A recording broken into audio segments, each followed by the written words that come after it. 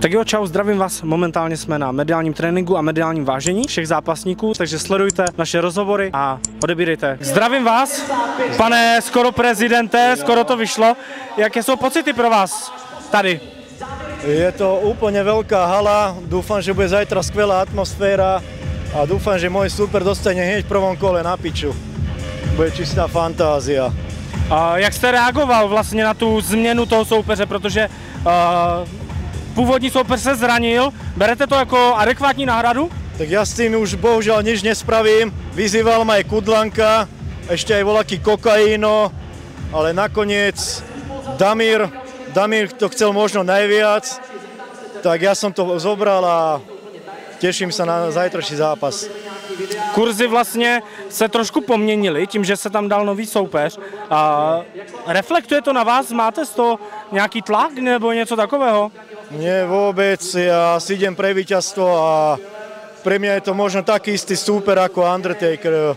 Ja nič neriešim, musím ho ukončiť rýchlo a nebavím sa o ničom. Tím, že Undertaker vlastně vypadl, tak asi předpokládám, to budete chtít dát asi na dalším gala večeru nebo jiný večer? No, na tým rozmýšľame, ale ešte musím dokončiť tento zápas, až potom to budem riešiť. OK. A jak se cítíte připravený fyzicky, mentálně, že jo, v hlavě to musí být srovnané na ten zítřek?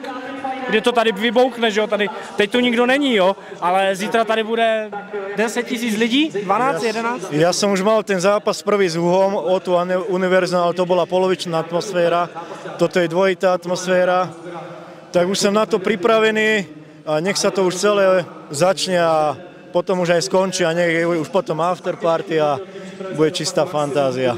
A co váha? Splnil jste? Jo, splnil 101 kg. V pohode. Super, takže teď se asi jdete něčeho najíst. Jo, už jsem moc hladný.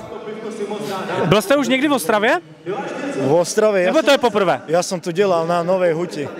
Ale už volakedy dávno, to už je mnoho let dozadu.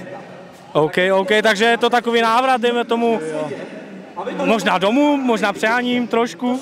Domu, ja neviem, kedy sa tu ešte objavím, ale bol som tu na jednej party, ma pozval Lesi, jeho kamarát doslova ešte minulý rok, v decembri, prosinci. Tak už som tu druhýkrát po pol roku.